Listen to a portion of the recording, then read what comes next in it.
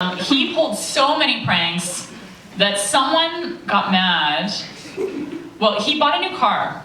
He bought this like big fancy new car and he was showing off his car. And someone stuck a potato in the tailpipe.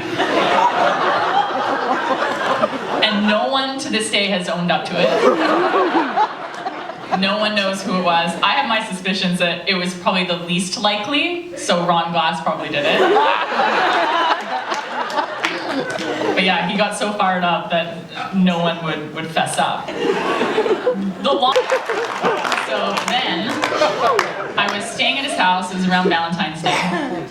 And Nathan is always paranoid that people know where he lives. He did a soap opera, and I guess he has a few like crazy soap opera fans that have followed him around or something. So I wrote him a Valentine, and I stuck it in his mailbox with no stamp. And he opened it, and it was this like really sick, weird, twisted poem. And he was like reading this thing, oh my god, oh my god, oh my god. And I'm like, what? This is so scary, this is the scary, oh my god, look at this. And there was another little envelope tucked inside the card. What is this? And he opened it, and it was a picture of me going like this.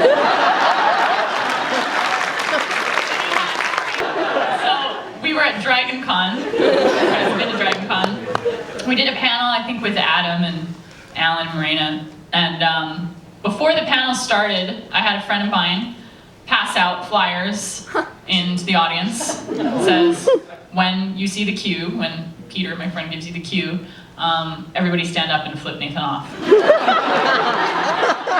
So we're in the middle of this Q&A with like, I don't know, 4,000 people or something. It was a huge room, huge. And Nathan is dictating, you know, as he thinks he's the captain. So he's like, you know, you sir, who's next? And Peter is sticking his hand out. He says, you sir. And Peter stands up and says, Nathan, we salute you. And the whole crowd got up and went like this.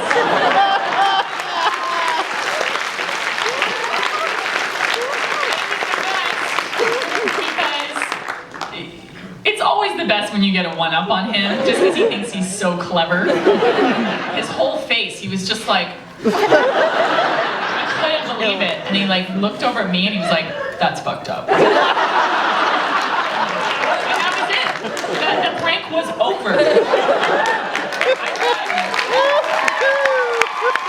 And was when I played the Wraith in Stargate Atlantis in season 2. I didn't know what a wraith was. I'd never seen the show.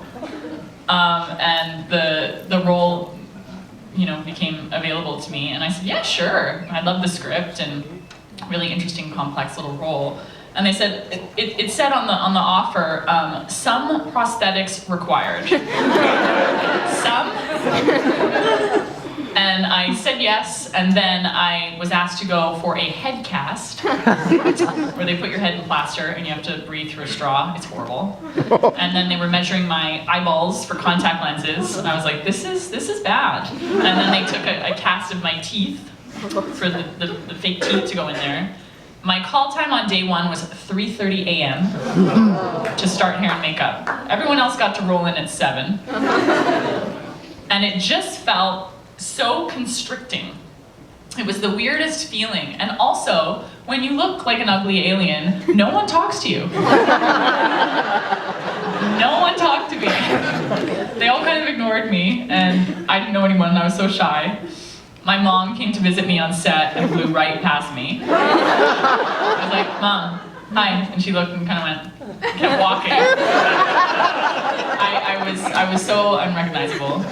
But the good part is they could bring me back later as somebody else, which is very nice of them to do.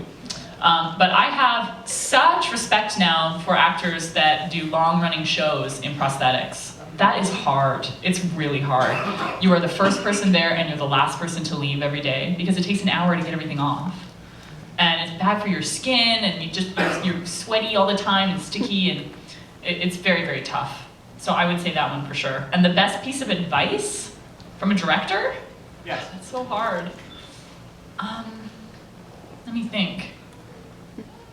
Well,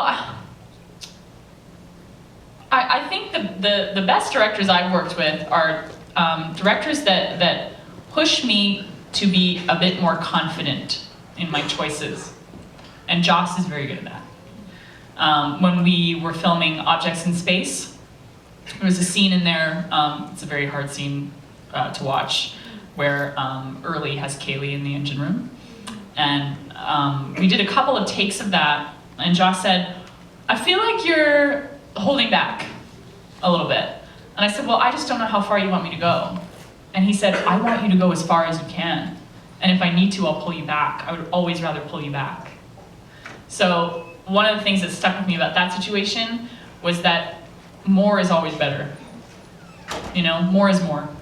And he's right in that a director will say, I just need a little less of that. But it's much better to come running out the gate than it is to not give enough. There you go. That was a pretty good answer, actually.